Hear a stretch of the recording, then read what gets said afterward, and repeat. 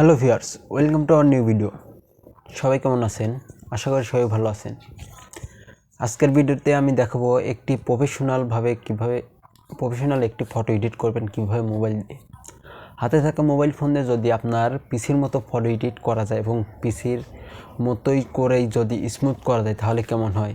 তো আজকের ভিডিওতে দেখাবো কিভাবে আপনারা হাতে থাকা মোবাইল ফোনটির মাধ্যমে আপনার ফটোজ সুন্দরভাবে এডিট করতে পারবেন এবং ভালো কোয়ালিটি এইচডি কোয়ালিটি ডাউনলোড করতে পারবেন। সম্পূর্ণ কিন্তু দেখিয়ে দেবো একটি অ্যাপের মাধ্যমে, সেটি হলো লাইটরুম অ্যাপ, যা সবার সাথে পরিচিত আছে, অনেকে ব্যবহার করতে পারেন না লাইটরুম অ্যাপটি। কিন্তু আজকে কিন্তু আমি আপনাদেরকে দেখিয়ে দেবো কীভাবে লাইটরুম অ্যাপ ব্যবহার করে ফটো এডিট করতে হয়। তো চল যাও ফোন স্ক্রিনে যাওয়ার আগে বরাবরের মতো আবার বলছি, যারা এখন আমার চ্যানেলটি সাবস্ক্রাইব করেনি সাবস্ক্রাইব করে অবশ্যই পাশে থাকা বেল আইকনটি অন করে দেবেন। তো ফোন স্ক্রিনে আসার পরে আপনাদেরকে একটি অ্যাপ্লিকেশন প্রয়োজন হবে, লাইটরুম। আমি এখান থেকে গ্যালারিতে প্রবেশ করলাম। গ্যালারি থেকে আমি একটা ছবি অর্থাৎ একটা ইমেজ সিলেক্ট করে নেব। তো আমি এখান থেকে একটা ইমেজ সিলেক্ট করে নিচ্ছি। আপনারা আপনাদের মতো একটা ইমেজ সিলেক্ট করে নেবেন। তো আমি আমার ইমেজটা সিলেক্ট করে নেব। সিলেক্ট করে নেওয়ার পরে ইমেজটা সিলেক্ট করার পর শেয়ার অপশনে ক্লিক করো। শেয়ার অপশনে ক্লিক করলেই এখানে কিন্তু লাইটরুমের অপশনটা চলে আসবে। লাইটরুমে আমি করে দেবো। ক্লিক করে দিলে লাইটরুমে দেখেন adding photo all photos album, অর্থাৎ আমার ফটোটা কিন্তু লাইটরুমে অ্যাড হয়ে গেছে। তো আমি এখন ব্যাক যাব। ব্যাক গিয়ে আমার লাইটরুম অ্যাপ্লিকেশনটি ওপেন করে নেব।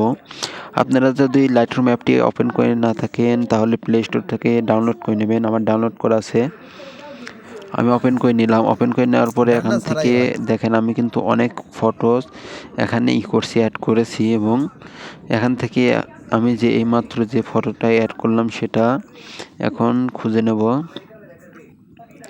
তো আমি এখন আমার যে ফটোতে অ্যাড করেছি সেই ফটোটা এখান থেকে লোড নিচ্ছি, একটু দেরি হবে, খুঁজে নিচ্ছি দেখি। তো এই জন্য ফটোটা আমি অ্যাড করে নেব প্রথমে।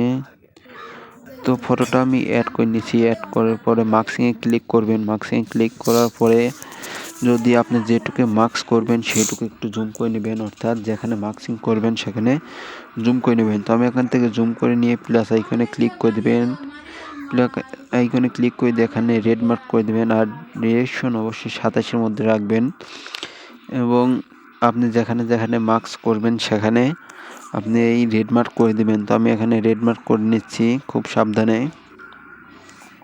তো আমি এখান থেকে মার্কসিং করে নিচ্ছি, আপনারা মার্কসিং করে নেবেন খুব আস্তে আস্তে যেটুকু মার্কসিং করবেন।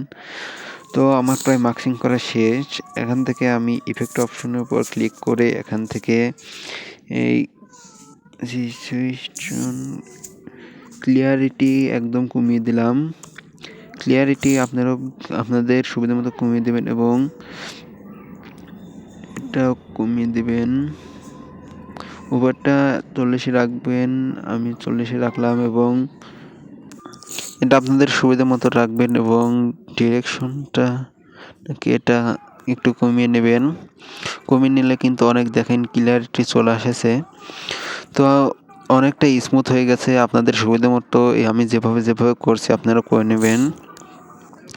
তো করে নেওয়ার পরে আপনারা এখন আর মার্কসিং অর্থাৎ রেড মার্ক করতে হবে না। যেখানে যেখানে এরকমভাবে টাচ করে দেবেন সেখানে কিন্তু এরকম মার্কসিং হয়ে যাবে।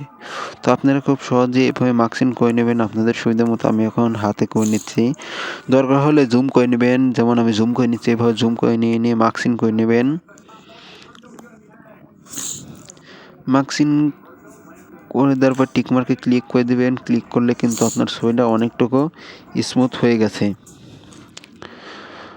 তো দেখেন ছবিটা কিন্তু আগের চাইতে অনেকটা স্মুথ হয়েছে। তো এখান থেকে সেভ করার জন্য সেভ টু ডিভাইসে ক্লিক করবেন, অর্থাৎ শেয়ার অপশনের উপর ক্লিক করে সেভ টু ডিভাইসে ক্লিক করলে কিন্তু আমাদের ফটোসটা সেভ হয়ে যাবে। তো এইভাবেই কিন্তু লাইটরুম দিয়ে আপনারা খুব সহজেই ফটো এডিট করতে পারেন এবং যাদের মুখে অনেক দাগ থাকে সেই রকম ফটো অর্থাৎ মুখ স্মুথ করতে হলে যদি ভিডিওটা দেখতে চান যে ফটো এডিটের, তাহলে কমেন্টে জানাবেন, আমি দেখিয়ে দেবো কমেন্টে রিপ্লাই হিসেবে। তো এই ছিল আজকের ভিডিও, দেখা হবে পরবর্তী ভিডিওতে। যারা এখন আমার চ্যানেলটি সাবস্ক্রাইব করেননি সাবস্ক্রাইব দিবেন।